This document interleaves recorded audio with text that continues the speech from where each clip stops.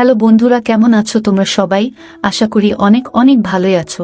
আর তোমাদের ভালোবাসায় আমিও অনেক ভালো আছি, কারণ তোমরা আমাকে যে পরিমাণে ভালোবাসা দিয়েছো এবং সাপোর্ট দিয়েছো তা আমি কোনোদিন ভুলতে পারবো না।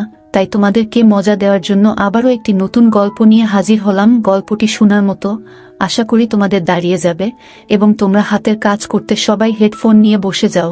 যদি আমার গল্প শুনে মজা পাও তাহলে অবশ্যই আমার চ্যানেলটি সাবস্ক্রাইব করবে। তো চলো বন্ধুরা, আমরা কথা না বাড়িয়ে আসল গল্পে চলে যাই। 10 বছর ধরে বিবাহিত হওয়ার পরেও আমার কোনো সন্তান ছিল না। আমার স্বামী যখন অন্য শহরে যেতেন তখন আমার স্বামীর বড় ভাই বলতো, বৌদি, এটা একটা অন্যরকম লাড্ডু। 7 দিন ধরে এটি খেলে দাদা আসার সাথে সাথেই তুমি মা হয়ে যাবে। আমি সেই লাড্ডুগুলি খেয়ে নিয়েছিলাম এবং আমার একটি সন্তান হয়েছে।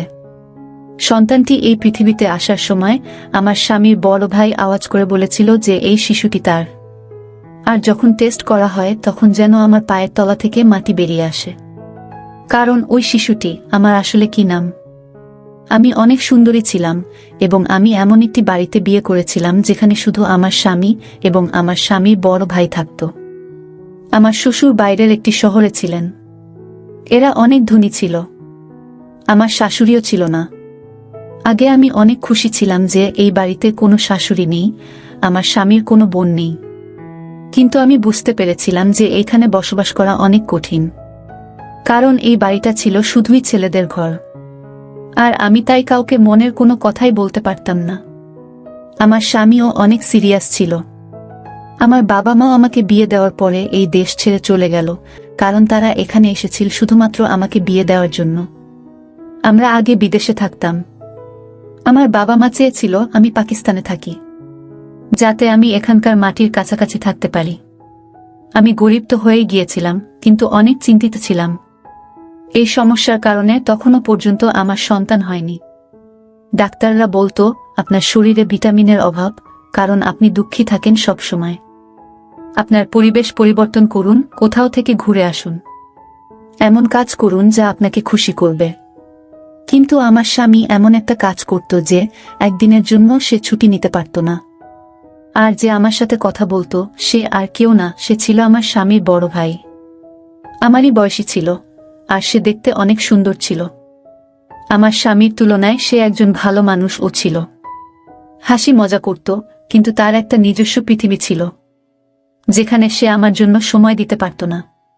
সে ইউনিভার্সিটিতে চলে যেত, সেখানে বন্ধুদের সময় দিত কিংবা ফোন নিয়ে ব্যস্ত থাকত।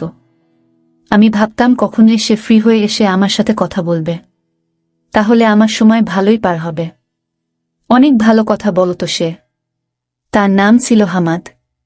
মাঝে মাঝে আমরা ঠিক করতাম, সে কিছু খাবার নিয়ে এসে আমরা খেতাম, আমরা অনেক গল্প করতাম।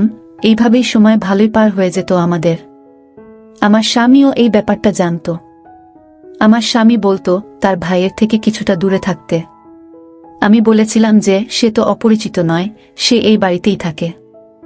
আমি আমার স্বামীকে বলতাম যে আমি তার সাথে কথা বলি না, কিন্তু বাস্তবে আমরা একে অপরের সাথে কথা বলতাম এবং আমাদের জীবন এইভাবেই চলছিল। আমার বিয়ের পরে অনেক বছর পার হয়ে গেছে, 10 বছর হয়ে গেছে, কিন্তু আমার এখনো একটাও সন্তান হয়নি। কিন্তু ডাক্তার বলেছে আপনার বেশি একটা সমস্যা নেই, আপনার সন্তান হতে পারে। ডাক্তার আমাকে বললেন আজই আপনার স্বামীর সাথে কথা বলুন, যাতে তিনি আপনার পরিবেশ পরিবর্তন করতে পারেন, আপনাকে একটি শান্তিপূর্ণ জায়গায় নিয়ে যান। কিন্তু যখন আমি আমার স্বামীকে এই কথাটি জানালাম, আমার স্বামী আমাকে একটি নতুন খবর শোনালো। সে বলল যে আমাকে কাজের জন্য অন্য শহরে যেতে হবে এবং আমি সেখানেই থাকব, 9 বা 10 মাসের জন্য হতে পারে। সে যখন এই কথা বলল, তারপরে আমি কি বলবো, কারণ এটাই ছিল আমার স্বামীর শেষ কথা। সে একবার যা বলে তো সেটাই করত। আমি বললাম ঠিক আছে, আমি তোমার জিনিসপত্র প্যাক করে দিচ্ছি। আমার স্বামী শহরের বাইরে চলে গেলেন এবং তখন আমি বাড়িতে একা থাকতাম। কিন্তু তখনই আমার স্বামীর বড় ভাই আমাকে এমন কিছু বলেছিলেন যা আমাকে অবাক করেছিল। কিন্তু যাওয়ার সময় আমার স্বামী আমাকে বলে, আমি দোকানদারকে বাড়ির নম্বর দিয়েছি, তোমার যদি কোনো কিছুর প্রয়োজন হয় তবে দোকানে ফোন করে দিলে সেই জিনিসগুলো বাড়িতে পৌঁছে যাবে। আমি বললাম জিনিস অর্ডার করার কি দরকার, হামাদ নিয়ে আসতে পারবে। তখন আমার স্বামী বলেছিলেন, তোমাকে তার কাছে কিছু চাইতে হবে না, এমনকি তার সাথে কথাও বলতে হবে না। সে তার কাজ করুক, তুমি নিজের কাজ করো। এমনকি ওর জন্য রান্না করারও দরকার নেই, ও বাইরে থেকে খাবে। আমি বললাম, তোমার কি হয়েছে? সে বলল, আমি তোমার স্বামী, আর তাই আমি যা বলছি তাই তোমাকে করতে হবে। আমি বললাম, কিছু কি হয়েছে? সে বলল, না তেমন কিছুই না, আমি শুধু তোমাকে বলে দিলাম যে ওর থেকে দূরে থাকবে। আমার এক কাকিমা বাইরে চলে গেছেন, যখন তিনি ফিরে আসবেন তখন তিনি তোমার সাথে থাকতে আসবেন।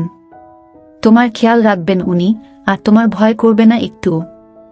আশ্চর্য ব্যাপার হলো, আমার স্বামী চলে যাওয়ার আগে আমার স্বামীর বড় ভাইয়ের সাথে দেখাও করেনি। হয়তো ভাইদের মধ্যে কিছু রাগের কারণ ছিল, কিন্তু এমন তো কখনো হয়নি, কারণ আমার স্বামীর বড় ভাই একদিন আমার জন্য একটি লাড্ডু নিয়ে এলো। সে বলল, তুমি যদি এটি খাও তাহলে দাদা এখানে ফিরে আসার সাথে সাথে তুমি মা হতে যাবে। যদিও আমি আমার স্বামীর বড় ভাইয়ের সাথে এইসব কথা আগে কখনো বলিনি, কিন্তু আমার স্বামীর বড় ভাই ছিল অন্য রকমের। আমরা একে অপরের সাথে বন্ধুর মতো কথা বলতাম। সে বলল, অনেক দিন হয়ে গেছে, দাদা বুঝতে পারছে না। সে তোমার চিকিৎসা করায় না, আর তোমাকে কোথাও নিয়েও যায় না। কিন্তু আমি এই বাড়িতে একটি সন্তান দেখতে চাই, যাতে তোমার মুখ থেকে কষ্টের ছাপ মুছে যায়। এই জন্যই আমি এই কুরআন পড়া লাড্ডু নিয়ে এসেছি। তোমাকে 7 দিন ধরে এটি খেতে হবে, তারপরে দাদা যখন আসবে তখন সুসংবাদ পাবে।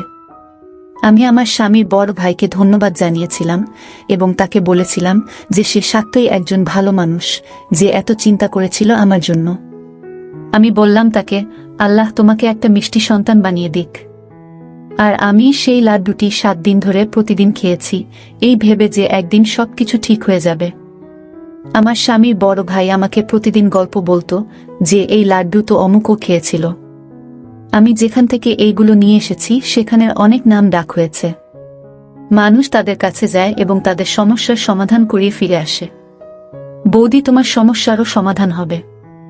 আমি প্রার্থনাও করেছি, কিন্তু আমার স্বামীর বড় ভাই আমাকে বলেছিল যে তোমার স্বামীকে এই বিষয়ে কিছুই জানাতে হবে না, কারণ সে এই ধরনের জিনিসে বিশ্বাস করে না। আর যদি দাদা জানতে পারে যে এই লাড্ডুগুলো আমি তোমাকে দিয়েছি, তাহলে আমাকে শেষ করে ফেলবে। আমি তাকে বললাম যে তোমাদের মধ্যে কি কোনো ঝগড়া চলছে? সে বলল, না, কোনো ঝগড়া নেই। দাদা যেখানে গেছে আমাকেও সেখানে সে পাঠাতে চেয়েছিল, কিন্তু আমি যাইনি। সেই জন্য আমার উপর রেগে আছে। আমি বললাম যে এত ছোট ব্যাপার?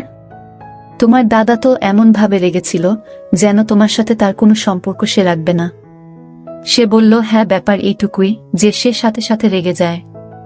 কিন্তু সেই দিনগুলিতে আমি আমার স্বামী বড় ভাইয়ের মধ্যে আরও একটি জিনিস লক্ষ্য করেছি, যা সে আগে কখনো করত না, আর তা হলো সে এখন অনেক রাতে বাড়িতে আসে। আমি একা ছিলাম, তাই আমি ওকে বললাম তাড়াতাড়ি আসতে। আমার মনটা কেমন একটা করে, আমি ভয় পেয়ে যাই। সে বলল, বৌদি, আমি তাড়াতাড়ি আসার চেষ্টা করি, কিন্তু কাজটাই এমন যে তোমার জন্য লাড্ডু নিয়ে তবেই তো বাড়ি আসি। তার জন্য আমাকে সেখানে বসতে হয়। 7 দিন ধরে আমি সেই লাড্ডু খেয়েছি, আর অজুহাত দেখিয়ে আমি আমার স্বামীকে এখানে ডেকে নিয়েছি। ওকে বললাম যে তুমি এখানে চলে এসো, তোমার সাথে আমার জরুরি কাজ আছে। আর আমার মনও ভালো নেই, কারণ আমি একা। স্বামী বলল, ঠিক আছে, তাহলে আমি তোমাকে আমার সাথে নিয়ে আসব, কারণ আমার এখানে অনেক কাজ আছে। আমি বললাম, হ্যাঁ, তুমি আসো, আমার তোমাকে দরকার। কিন্তু স্বামী যখন এলো, আমি অবাক হয়ে দেখলাম যে সে আমার স্বামীর বড় ভাইকে একবার আদর করে ধরেনি। সে এমনভাবে পাশ দিয়ে চলে গেল যেন সেখানে কেউ বসে নেই। আমি অনেক অবাক হয়েছিলাম, কারণ আমার স্বামী আসার আগে আমার স্বামীর বড় ভাই বলছিল যে দাদা এলে অবশ্যই আমাকে ক্ষমা করবেন এবং সবকিছু ঠিক হয়ে যাবে। কিন্তু আমার স্বামী তা করেননি। আমার স্বামী আমাকে তার সাথে অন্য শহরে নিয়ে যায় এবং আমি সেখানে থাকতে শুরু করি। এখানে আমি থাকতে থাকতে মাত্র 1 মাস হলো, আর জানতে পারলাম যে আমি মা হতে চলেছি। এটা যেন শেষ পর্যায়ে কোনো মানুষ জীবন ফিরে পাচ্ছে। বিয়ের 10 বছর পরে এমন খবর পাওয়া ছোট কথা নয়। অনেক খুশি হলাম, কিন্তু আমার স্বামী বড় ভাইয়ের দেওয়া লাড্ডুর কথাটা বলিনি। শুধু বললাম সন্তান না হওয়া পর্যন্ত আমরা একই বিছানায় থাকব। আমার স্বামীও অনেক খুশি। আমি যখন আমার স্বামীর বড় ভাইকে ফোন করলাম তখন তার নাম্বার বন্ধ ছিল। আমি বাড়ির ফোন নাম্বারে কল করলে কাজের লোকটা ফোনটা তুলে বলল ছোট ভাই বাসায় নেই, আর ওর ফোনটা হারিয়ে গেছে। আমি আমার স্বামীর বড় ভাইকে এটা বলতে পারলাম না, কিন্তু ওর জন্য একটা মেসেজ অবশ্যই করে রাখলাম যে ও এক সময় অন্তত দেখতে পাবে। আমার স্বামী বলল, তুমি কাকে মেসেজ করছো? আমি বললাম, আমার সন্তানের কাকাকে। আমার স্বামী বলল, কোনো দরকার নেই। আমি বললাম, এটা কেন বলছো? আমার স্বামী বলল যে সে ব্যবসায় অনেক ক্ষতি করেছে, তাই আমি তার সাথে সব সম্পর্ক শেষ করে দিয়েছি। তাকে তার জমির অংশ দেওয়া হয়েছে এবং এখন সে তার অংশে এখন থেকে বেঁচে থাকবে। তার সাথে আমাদের কোনো সম্পর্ক থাকবে না। আমি বলেছিলাম যে তোমার বাবা এই পৃথিবী ছেড়ে চলে যাওয়ার আগে তোমার মা বাবা তোমাকে তার দায়িত্ব দিয়েছিলেন, আর তুমি তাকে এই অবস্থাতে রেখে দিলে। তখন আমার স্বামী বলল, সে একজন প্রতারক, চোর, এবং আমি এমন মানুষের সাথে কোনো সম্পর্ক রাখতে চাই না। আমি অবশ্যই আমার স্বামীকে বলেছি যে সে অন্যায় করছে, কিন্তু আমার স্বামী বলেছেন যে আমার ক্ষেত্রে তোমার কোনো কথা বলার দরকার নেই। তুমি হলে বউ, তোমার কাজ হলো ঘর চালানো। আর হ্যাঁ, আল্লাহ তোমাকে সন্তান দিয়ে দিয়েছেন, এখন থেকে তোমার সন্তানের প্রতি মন দাও। আমি ঘরের ও ভাইয়ের ব্যাপারটা দেখব। সে আমার ভাই, তোমার ভাই নয়। যদি তোমার ভাই হতো তাহলে তুমি কথা বলতে পারতে। আমি বললাম যে সে আমার ভাইয়ের মতোই ছিল। আমি আমার স্বামীকে কি করে বলবো যে তার কারণেই আমরা সন্তানের সুখ পেতে চলেছিলাম? কিন্তু আমার স্বামীর বড় ভাই আমাকে এসব বলতে নিষেধ করেছিলেন, তাই আমি চুপ করে রইলাম। সত্যি বলতে কি, তারপরে আমি আর সময় পাইনি আমার স্বামীর বড় ভাইকে ফোন করার বা তার সাথে কথা বলার। প্রথমত, আমার স্বামী এটা বারণ করত, এবং দ্বিতীয়ত, আমি আমার সন্তানকে কেনাকাটায় এবং খুশিতে এতটাই ব্যস্ত ছিলাম যে আমি কারো কথা ভাবিনি। তারপরে আল্লাহ আমাকে একটি সুন্দর ছোট ছেলে দিলেন। তাকে পেয়ে আমি অনেক খুশি হয়েছিলাম। আমি দিনরাত যেন তাকে নিয়ে ব্যস্ত থাকতাম। ছেলের যখন 2 মাস বয়স, তখন আমি আমার স্বামীকে বলেছিলাম যে এইবার আমরা বাড়ি ফিরে যাব, কারণ আমি এই ফ্ল্যাটে তোমাকে আর এই সন্তানকে নিয়ে আর থাকতে চাই না। এইবার আমাদের বাড়িতে থাকব। আমার স্বামী বলল যে বাড়িটা এখনো আমার, অবশ্যই আমরা সেখানে যাব, আর আমার ভাই এলে তাকে সেই বাড়িতে তার ভাগের যত টাকা হয় তত টাকা দিয়ে দেব। আমি বললাম, যা খুশি করো, কিন্তু এবার আমি ঘরে যাব। আসলে আমি আমার সন্তানকে তার প্রিয় কাকার সাথে দেখা করাতে চেয়েছিলাম, কিন্তু আমাদের বলা হয়েছিল যে বাড়ি বন্ধ আর আমার স্বামীর বড় ভাই নেই। কিন্তু বাড়ি ঢুকে মনে হলো যেন কেউ এখানে থাকছে, যেন এই বাড়িতে একজন মহিলা আছে, আর সেটা এই জন্য যে আমি জানতে পেরে গিয়েছিলাম যে বাড়ির সব কিছুই এক মহিলা ব্যবহার করত। যেন আমার সেরকমই মনে হলো, কিন্তু সেই মহিলা কে হতে পারে? আমি সেই দিকে আর মন দিলাম না। এরপর আমার স্বামীর বড় ভাই ওইখানে এলো। আমার স্বামী ও সেইখানে বসেছিল, কিন্তু তবুও আমি আমার মনটাকে ধরে রাখতে পারলাম না, আর আমার স্বামীর বড় ভাইকে বলে বসলাম যে দেখো তোমার ভাইপো। আমার স্বামীর বড় ভাই তখন বলল, না, এটা আমার ভাইপো না। ওর কথা শুনে আমি অবাক হয়ে গেলাম। আমার স্বামীও বলল, তুমি সন্তানকে ভালোবাসবে না? তুমি এত অহংকারী, এই বাড়ি থেকে বের হও। তখন আমার স্বামীর বড় ভাই বলল, আমি বললাম, এটা আমার ভাইপো নয়, কারণ সে ও আমার ছেলে। এটা শুনে আমার পায়ের নিচ থেকে মাটি সরে গেল, আর আমার স্বামীরও। সে বলল, কি রকম খারাপ কথা বলছো? কি খারাপ অভিযোগ করছো?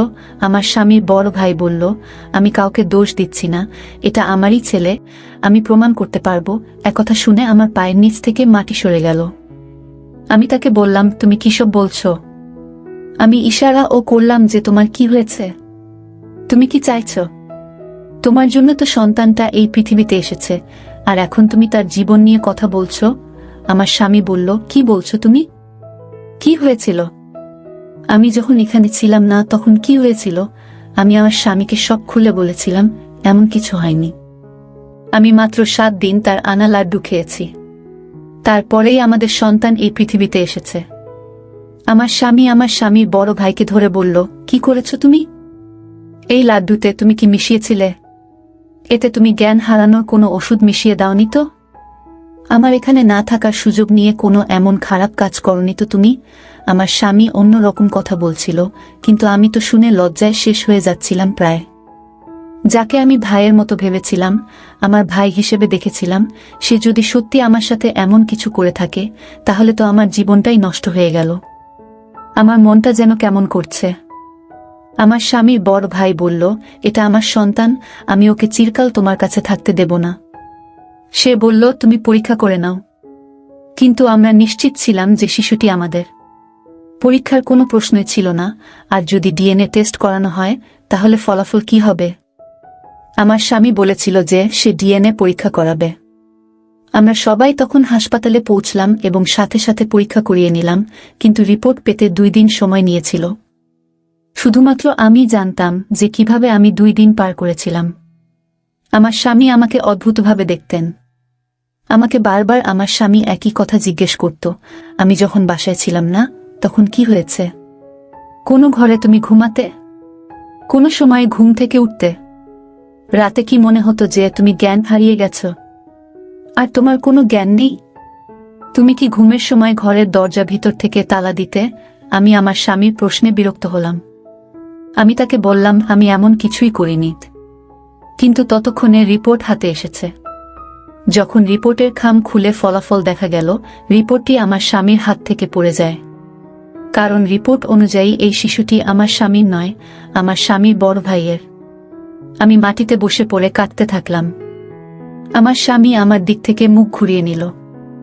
আমার স্বামীর বড় ভাই বলল, আমি তোমাদের সাথে কিছুই করিনি, তোমাদের আমি সব বলবো।